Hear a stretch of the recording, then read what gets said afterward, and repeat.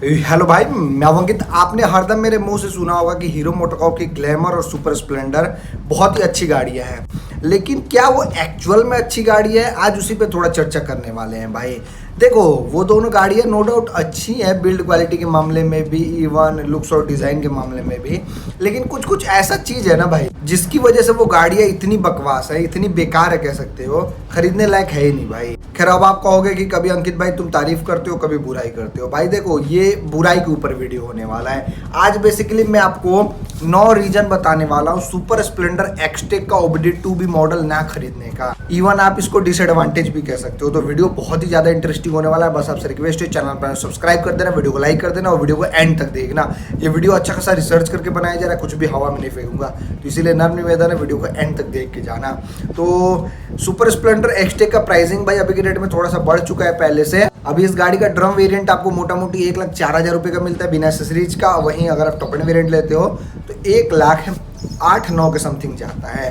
तो क्या हमें 1,08,000 9,000 पे करना चाहिए कि नहीं पे करना चाहिए, आज उसी पे चर्चा करते हैं। तो आप फटाफट शुरू करते हैं। बात करें सबसे पहले नेगेटिव पॉइंट या फिर सबसे पहले डिसएडवांटेज की, तो वो है भाई इस गाड़ी का फ्यूल पंप है। अभी देखो, मैंने इस गाड़ी को बाकी सारी गाड़ियों से भी कंपेयर करा है जो इस प्राइस पॉइंट में आती हैं, प्लस में मैंने इस गाड़ी को चलाया भी है, 2-3 ओनर से भी मिला, तो उन सब चीज़ों को मिला के ही मैंने यहाँ पे पॉइंट ले रखा है। तो पहला फ्यूल पंप मैंने नेगेटिव पॉइंट बताया ना। देखो, फ्यूल पंप एक ऐसा चीज़ है जिसको आपको पानी में भोड़ो पेट्रोल पे डुबा के रखना है भाई। इस गाड़ी में जो फ्यूल पंप दे रखा है ना, वो टंकी के अंदर मिलता है।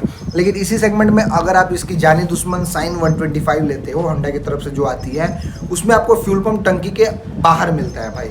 तो इससे ये बेनिफिट है कि वो गाड़ी 100 ml पेट्रोल में भी चालू हो जाएगी, लेकिन ये गाड़ी भाई 100 ml पेट्रोल में चालू नहीं होगी। आपको 2 लीटर पेट्रोल स्टॉक करके रखना ही पड़ेगा अपनी गाड़ी में।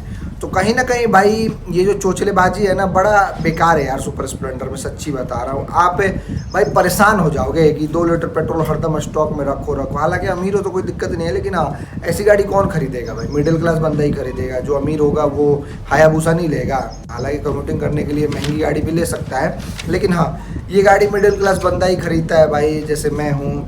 तो मैं अपने ऊपर रख के देख रहा हूँ कि 2 लीटर स्टॉक करना बहुत बड़ी बात है भाई। तो कहीं ना कहीं ये जो फ्यूल पंप वाला चुचलेबाजी है ना, बड़ा बेकार लगता है भाई। इससे अच्छा साइन 125 लो और पेट्रोल स्टॉक करने का कोई झंझट नहीं है। 100 ml भी पेट्रोल डालो, मजे में आपकी गाड़ी चलेगी। और अब आपके माइंड में चल रहा होगा कि मान लो हम पेट्रोल नहीं रखते हैं तो नुकसान क्या होगा? भाई देखो, फ्यूल पंप जलने का डर लगा रहता है। मोटा मोटी आपका 7 से 8 हज़ार रुपये का नुकसान हो जाएगा अगर फ्यूल पंप एक बार खराब हुआ। इतना जल्दी खराब नहीं होता है, मतलब बार बार आप सेल्फ मारोगे ना जबरदस्ती, पेट्रोल नहीं है, सेल्फ मारे जा रहे हो, उसी में फ्यूल पंप चला जाता है हमें छोड़ के। तो वही 7 से 8 हज़ार रुपये खर्चा आता है नया फ्यूल पंप बदलवाने में। मैंने अपाची का प्राइसिंग बताया आपको, हालांकि इस गाड़ी का 6,000-7,000 तक ही आता होगा मेरे हिसाब से। मैंने पता नहीं किया है, आप गूगल कर लेना। बाकी हम बात करें दूसरे डिसएडवांटेज या फिर दूसरे नेगेटिव पॉइंट की, तो वो है भाई इस गाड़ी का टायर्स।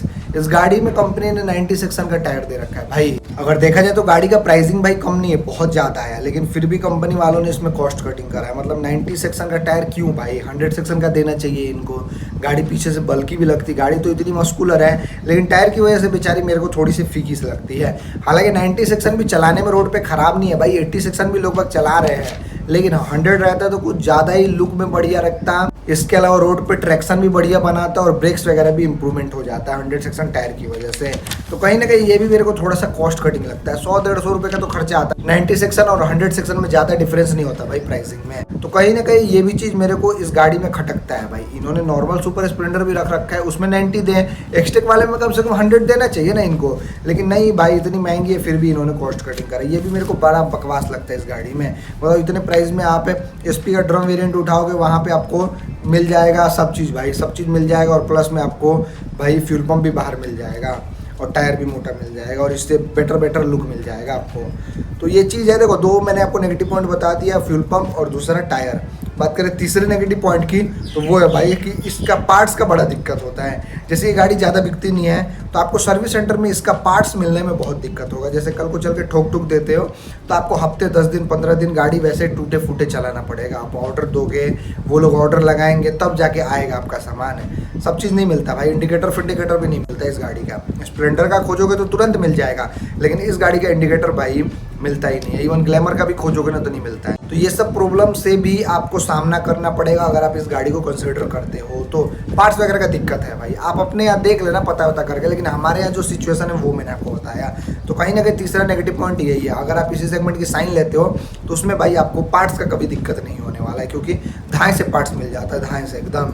तो ये चीज़ है। बाकी बात करें चौथे डिसएडवांटेज या फिर चौथे नेगेटिव पॉइंट की, तो वो है भाई इस गाड़ी का इंडिकेटर। अभी देखो ये गाड़ी भाई बहुत प्यारी है, बहुत महंगी भी है, लेकिन इसमें फ्लेक्सिबल इंडिकेटर नहीं दे रखा है, जबकि इसी सेगमेंट में साइन आपकी मिलती है वहाँ पे फ्लेक्सिबल इंडिकेटर देते हैं। कितना भी निवान हुआ दो, मेरे पे 4 साल 5 साल साइन रही थी, उसका आज तक इंडिकेटर नहीं टूटा था। लेकिन ये गाड़ी भाई आप थोड़ा सा भी कहीं टच टूच कराओगे तड़ाक से इसका इंडिकेटर टूट जाएगा। तो कहीं ना कहीं ये भी बहुत एक सिरदर्दी वाला चीज़ है भाई, एक इंडिकेटर टूटा तो 100 150 200 रुपये तक का खर्चा आपका आ जाता है। तो ये चीज़ भी आप देख लेना भाई अपने अकॉर्डिंग। इंडिकेटर फिंडिकेटर बड़ा मेरे को बकवास लगता है इस गाड़ी का। साइन ले लेना मज़े में भाई, इंडिकेटर भी बढ़िया है। हालांकि मेरे को लगता है ना भाई हीरो वालों का ये चाल है, जैसे ये लोग चाहते हैं ना कि हमारा इंडिकेटर बिके। होंडा वालों का ऐसा नहीं है भाई, होंडा वालों एक बार दे देते हैं तो दे देते हैं भाई, आप खुश रहो उस इंडिकेटर से, कभी ख़राब होगा ही नहीं। ऐसा नहीं है कि इन्होंने प्रीमियम इंडिकेटर दे रखा है, वही थर्ड क्लास वाला इंडिकेटर है जो देखने में उतना अच्छा भी नहीं लगता, लेकिन फिर भी उसमें फ्लेक्सिबिलिटी नहीं दे रखा है। तो कुछ कुछ चीज़ें इतना कॉस्ट कटिंग कराई इन्होंने भाई, पूछो मत। अगर बात करें पाँचवें नेगेटिव पॉइंट की, तो वो है भाई इस गाड़ी का इंजन। देखो ये गाड़ी जो है वो बहुत ही प्यारी है हर चीज़ के मामले में, लेकिन जो इसमें इंजन दे रखा है ना, उस इंजन पे मेरे को ट्रस्ट नहीं होता भाई। अब आप खरीदो कोई दिक्कत नहीं है, लेकिन मेरे को ट्रस्ट नहीं होता भाई। मैं किसी को रिकमेंड ये गाड़ी करता ही नहीं। अभी इसमें आपको 124.7 सीसी का इंजन मिलता है, 4 stroke single cylinder air cooled 2 valve fuel injected engine, 10.22 bhp का पावर और 10.6 Nm का टॉर्क मिलता है इसमें। देखो ये गाड़ी आपको माइलेज भी ज़्यादा निकाल के नहीं देगी, बात करेंगे कितना देती है।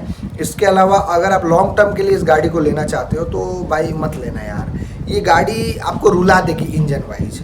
पहला नंबर तो इस मेंटेनेंस ज़्यादा खोजेगी, 3000 पे ही आपको सर्विस कराना पड़ेगा। अगर आप साइन लेते हो तो 6000 पे आपको सर्विस कराना है। इसके अलावा भाई इंजन झरझरा जाता है, आवाज़ भी गंदा सा करने लगता है, क्लच प्लेट भी जल्दी फूक जाता है। ये सब मैंने भाई ऑनर के मुंह से सुना है, तो उसी के बेस पे मैं आपको बता रहा हूँ। इंजन वाइज ये गाड़ी सक्सेस नहीं है भाई। इस सेगमेंट में बहुत सारी गाड़ियाँ हैं, वो सब रिकमेंड कर दूंगा भाई, लेकिन ये गाड़ी इंजन वाइज मैं कभी रिकमेंड आपको नहीं कर सकता, क्योंकि भाई कोई बंदा पैसे खर्च करके या फिर EMI पे भाई लेता है 1 लाख रुपए का गाड़ी, मैं उसका दर्द समझ सकता हूँ। तो कहीं ना कहीं ये भी चीज़ मेरे को एक खटकता है भाई पॉइंट, आप देख लेना अपने अकॉर्डिंग। मेरे को ट्रस्ट नहीं, मैंने आपको बता दिया। बाकी हाँ, मेरा इंटेंशन किसी प्रोडक्ट को गलत कहने का नहीं है भाई। जो चीज़ मेरे को सही लगता है वो मैं आपको सही बताता हूँ, जो चीज़ मेरे को गलत सा लगता है वो मैं आपको गलत बताता हूँ। मेरा कोई वो नहीं है भाई। बाकी बात करें छठे नेगेटिव पॉइंट या फिर छठे डिसएडवांटेज की, तो वो है भाई इस गाड़ी का माइलेज। ये गाड़ी भाई पावर वाइज तो ठीक है, लेकिन माइलेज कुछ अच्छा नहीं है भाई। इससे आपको बेटर माइलेज मिलेगा साइन और SP में।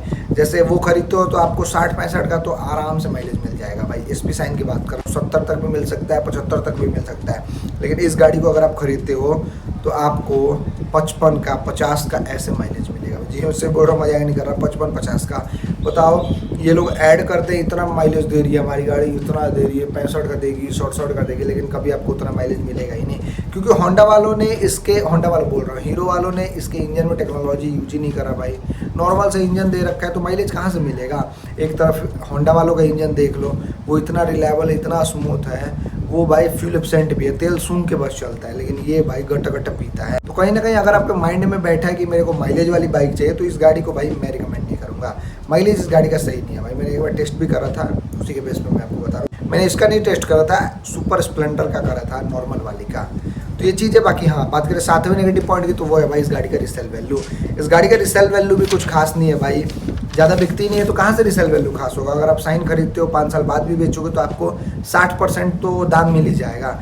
लेकिन इस गाड़ी का अब भाई रिसेल वैल्यू इंडियन मार्केट में देखने जाओगे तो आपको 50% भी नहीं मिलेगा। 1-2 साल बाद ही इसका वैल्यू भाई 40,000-35,000 पे आ जाता है।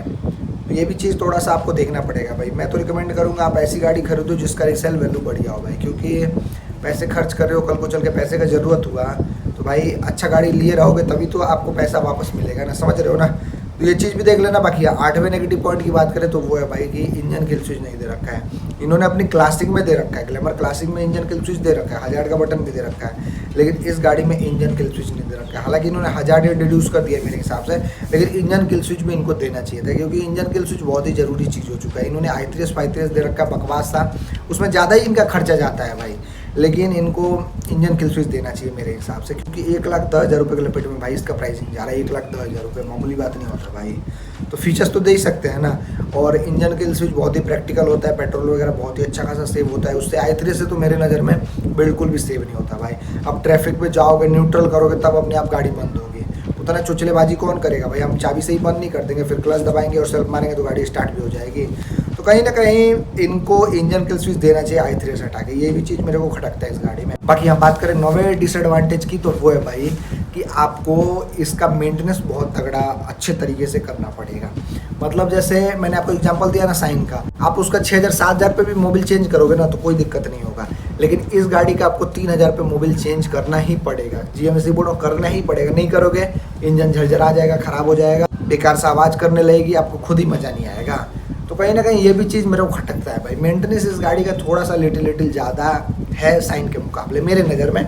बाकी देख लेना अपने अकॉर्डिंग, मैंने वीडियो भी देखा है, इवन 1-2 ऑनर से भी मिला है, उसी के बेस पर मैं आपको मेंटेनेंस का कहानी बता रहा हूँ। बाकी हाँ, पार्ट्स वगैरह का दाम साइन 125 की तरह ही है भाई, हीरो वालों का पार्ट्स का ज़्यादा दाम नहीं होता।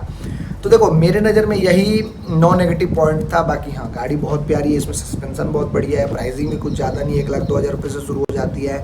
इसका लुक और डिज़ाइन भी काफ़ी बल्कि है भाई, बोल्ड सा है, LED हेडलाइट मिल जाता है, सीट भी काफ़ी चौड़ा है, सीट बहुत ही कंफर्टेबल है भाई।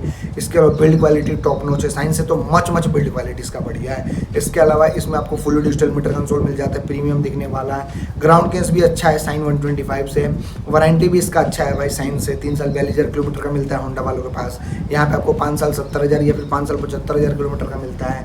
इसके अलावा 5 फ्री सर्विस मिल जाता है, आफ्टर से सर्विस बढ़िया है, हीरो वालों का हर जगह आपको सर्विस सेंटर देखने को मिल जाता है। फुटरेस्ट बढ़िया है इसमें, पेट्रोल टैंक कैपेसिटी साइन से इसमें ज़्यादा है भाई। इसके अलावा इसमें एक्सचेंज टेक्नोलॉजी दे रखा है और USB चार्जिंग पोर्ट भी इसमें मिल जाता है, जबकि साइन के बेस वेरिएंट में आपको USB नहीं मिलता, टाइप C मिलता है टॉप एंड वेरिएंट में।